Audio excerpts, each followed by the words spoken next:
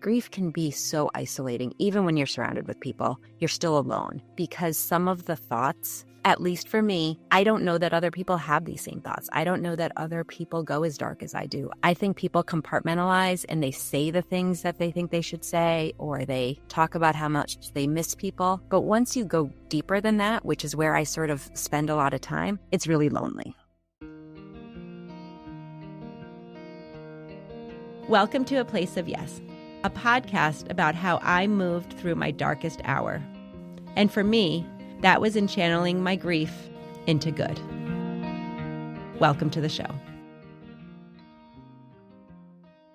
This is Heather Strader, and this is a different kind of episode of A Place of Yes. This is just me. It is something I have actually wanted to do for quite some time, and I finally decided, let's just do it.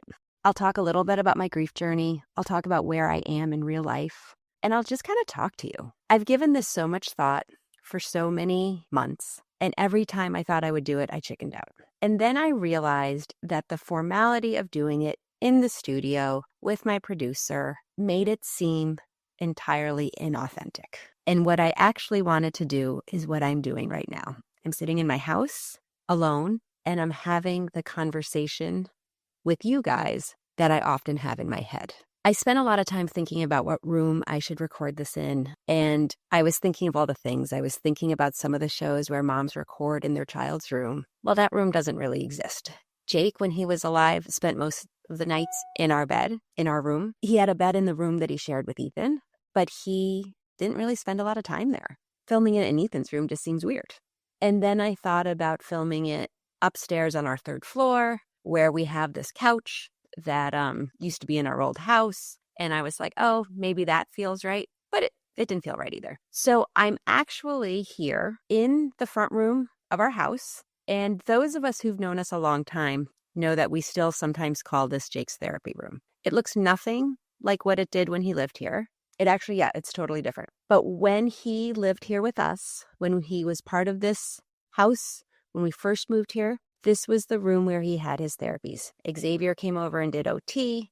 Nadia was here doing PT, sometimes Karen, sometimes Cynthia. But this front room was Jake's therapy room. And I still think of it like that. So that's why I'm sitting here. It's also the room that I remember so vividly, like it was yesterday, that when we came back from the hospital after Jake died, I remember standing in this room and screaming. And I don't think I will ever forget that feeling, that moment, that primal scream of just absolute, heartbreak, devastation, all the things. It was horrible. And that was also in this room. I am sitting in a room that I feel so connected to Jake in. I feel a spirit here all the time. I think it's a room that I come to when I want to feel him close, when I talk out loud, and when I just overall think of this house and think of him. This is where he had the most time, I think, where he was working hard, where he was kind of in this space. And there's no other room in this house that I think of as profoundly connected to Jake. So here I am. I sound a little crazy when I talk about it because Jake has been gone for so long and he lived here a really short time. But this house is Jake's house. It is all of our homes, but it is also Jake's home. I've said this before, and I don't always know if people think I'm serious or not, but this house will always be part of our family. I don't know that I'm always going to want Saratoga Springs to be my full-time home. In fact, I'm fairly certain I don't. But this home will always be part of our family. I don't know that I will ever be able to let go of this. I have let go of cars that he was in. I have let go of other pieces that were so connected to Jake, but I don't think I can ever let go of this house. So all that to say, I am recording this solo episode in the place in my home where I feel Jake is present. So what am I going to talk about? I don't actually know, but what I know I'm going to talk about is obviously grief and where my head's at. And to be honest, I've been struggling a bit. I've been struggling more than I typically do. And I've been struggling because a lot of this is self-imposed. I'm struggling because what do I do for a living right now? I talk grief. I have a podcast. I have an organization that would not exist had my son not died. I write about grief. I meet people. I read books. I am so immersed in this right now, more so than I have been, I think, probably since the beginning. I've read more books about grief in the last year than I have probably in the previous 10 years. I read a ton when Jake first died, but then I kind of stopped. For the most part, I have loved coming back into this world. I have loved it because I feel like I can be of service.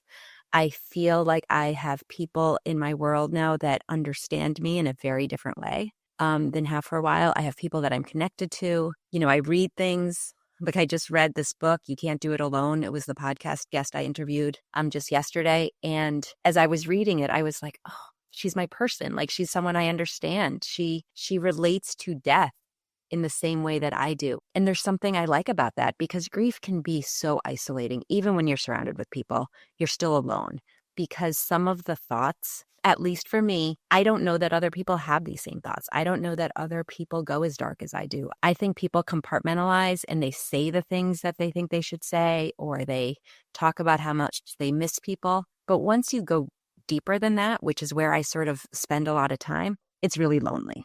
So one of the things that I really do want to talk about is what happens when I go dark, what happens when we go dark. So I'm assuming that even though I sometimes feel so alone in this, I'm assuming other people have these thoughts too. And for me, it happens twice a year for sure. It definitely happens other times too. But for me, the hardest part is the part that I'm in right now. It is in this time leading up to Jake's birthday. It always creeps up on me. You would think that I would know by now that at some point around this time, I'm going to feel sad. I'm going to feel mad. I'm going to be kind of a mess and like not have my shit together at all. But it still catches me off guard every time. So this week is when it all kind of came to a head. Couldn't get out of my own way, made a bunch of mistakes, like just struggled. And then it was pointed out to me and I kind of realized that Jake's birthday is coming up. And the thing about it is that every birthday has for me gotten harder. And this is why. I don't know that this is for everybody, but this is why it sucks for me. Jake was 4 when he died. He was 8 months when he kind of stopped being the social little guy that he was for the first 8 months of his life. And when he died, he was 4 and he was really, I hate saying he was really sick because he was a lot more than his illness, but it was not typical. He was not full of personality. Like I knew who he was. I knew he was this fighter. I knew he was resilient. I knew he was all of these things, but it wasn't obvious and it wasn't there. And it makes it impossible for me to know who he would be at 19. And that sucks. I have no idea who he would be at 19. I have no inkling of who he was or would have been at 10 or 8 or 14.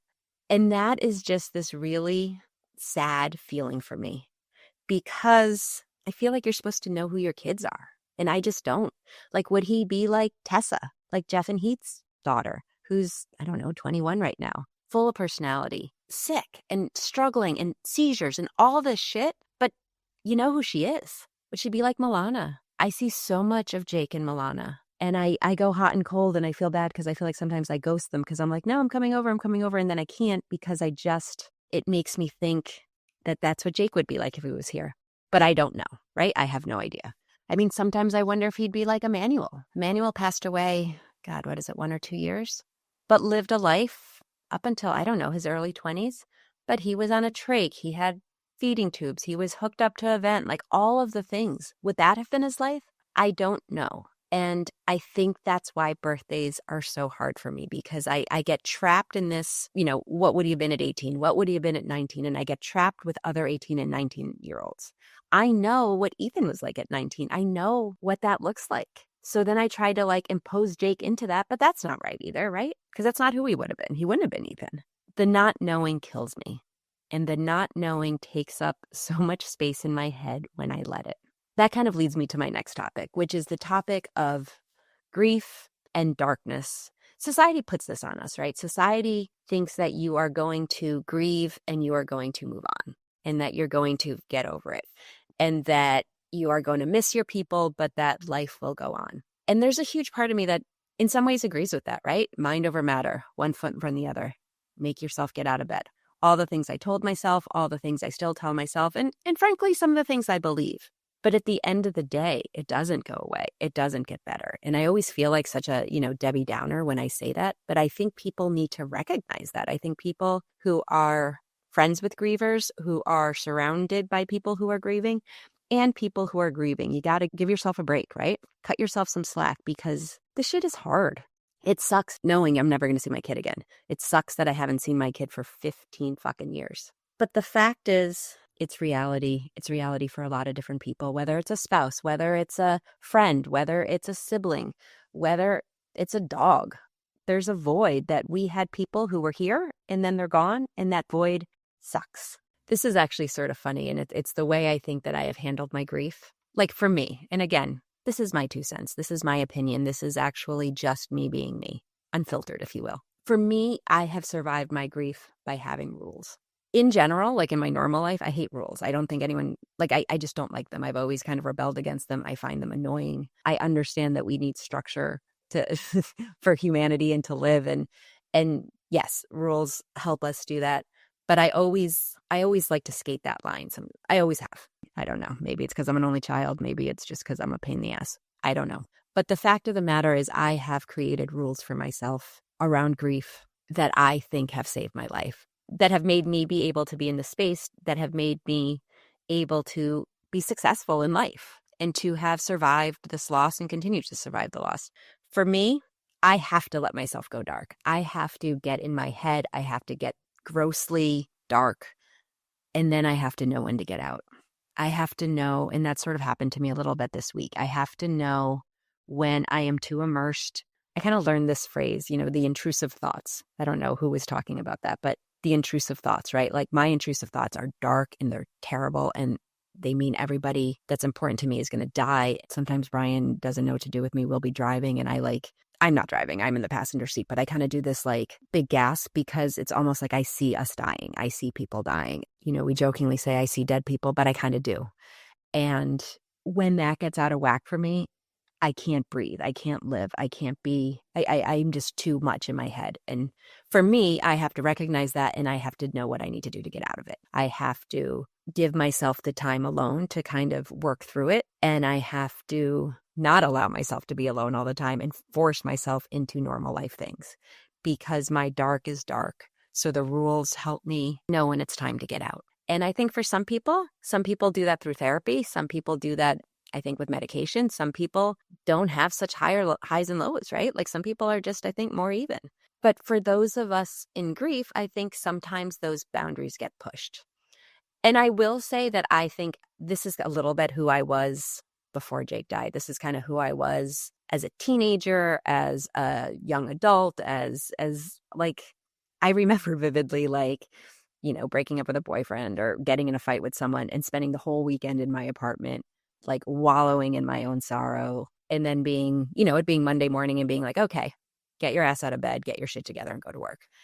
It's a little bit how I process, how I do things. So it's not surprising to me that this is how I handle grief, but I just think it's really important for us all to be self-aware and to put time frames or limitations on your sorrow.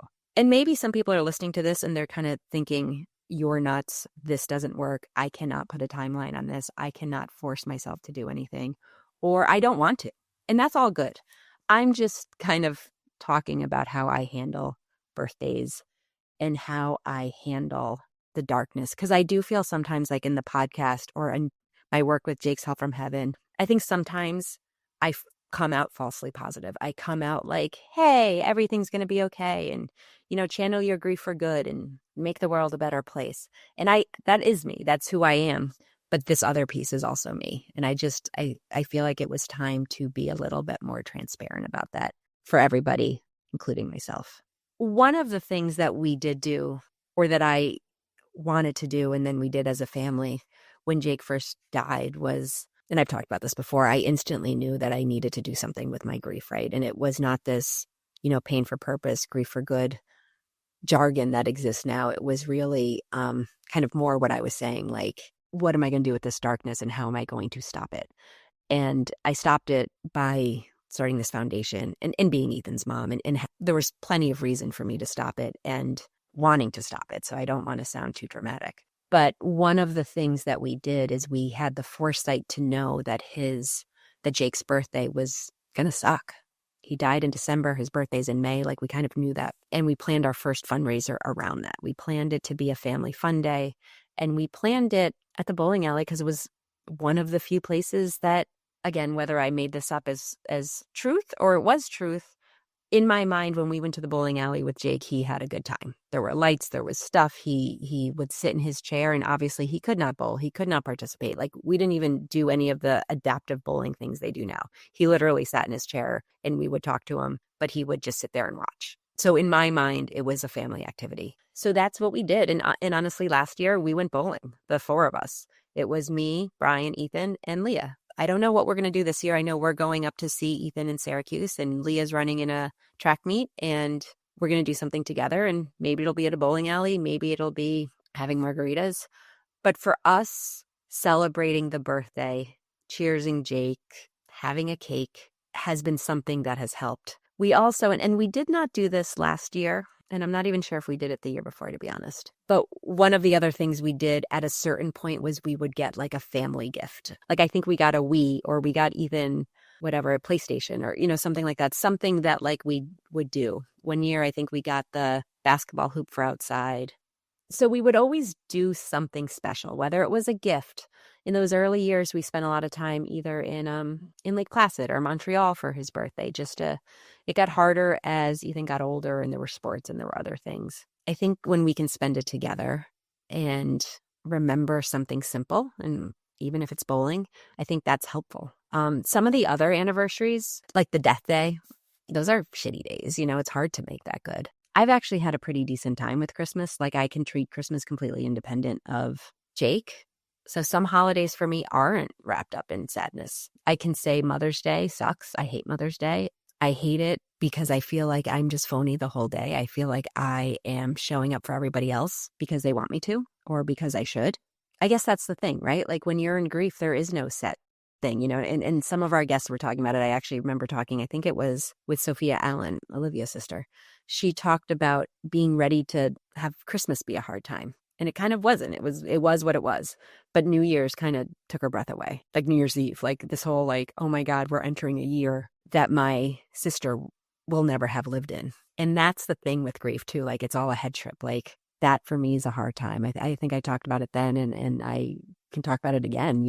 I didn't see this coming, but when people were doing senior pictures for what would have been Jake's senior year, it broke me. And it makes me sad, right? Like, we have this whole wall on our second floor, this whole wall of Ethan's pictures from when he was 2 years old at Beagle School till he was a senior in high school. And we have one picture of Jake, one picture because he was at Prospect when they had picture day, and he only made it for one picture day. And that sucks. So picture day at school when Ethan had already graduated, like, that was a trigger for me. Who would have guessed it? So I guess it's okay, right? Like, it is what it is. I don't know if rules will help you, but like, if you're in grief and you're stuck there, give yourself a timer. I'm going to feel like shit and I'm going to be miserable for 36 hours, for 12 hours. My windows are shorter because I share a life, right? Like, I share a life with Brian. I share a life with Ethan, even, he's at school, but like, I share a life with other people. I try to be cognizant of the fact that I share my life with people. I guess my final thought, and this I think has more to do with the fact that I'm 51, has less to do with the fact that I'm a grieving mom or that my son died 15 years ago or any of that. I think the importance of finding your niche, like finding your people. And finding your people doesn't necessarily mean like who your besties are. It's those people that make you feel like you are not so alone, even if you don't know them in real life, even if it's just conversations you've had. For me, I've had some great conversations with people on this podcast, on A Place of Yes. I have had people reach out to me who I have then turned around and either read their book or interviewed them on the show. Or I've reached out to people that I never thought would have responded to me because of the show, because of this connection, of this community that we are building. And for me, I love it. I know I need to take a break. I know that there is going to be a pause between season 2 and season 3. We did not pause between season 1 and season 2, so there will be a pause. But I also know that this work, these conversations, this community, I know it means something. It means something for me, and I think it means something for the people who are listening. I hope that something, maybe, that I shared resonated. I hope that something made you understand me a little bit better. I hope that if you thought that I was this sunshiny, happy person all the time, you recognize that I'm not, that I'm totally real, that I am, sometimes scared that I'm a fraud, right? Like that I'm, even hard conversations that make you laugh. Yeah, they make you laugh because it's life, and life can be fucking funny. But they're hard conversations, and it's dark and it's dreary. What do I say all the time? Two things can be true. And I say it probably so much because I need to believe it. All right. Thank you. Thank you for listening. Thank you for being here. Follow us on Instagram, Place a Yes Podcast. Reach out to me, message me, email me, all the things. Thank you. Thanks for being here.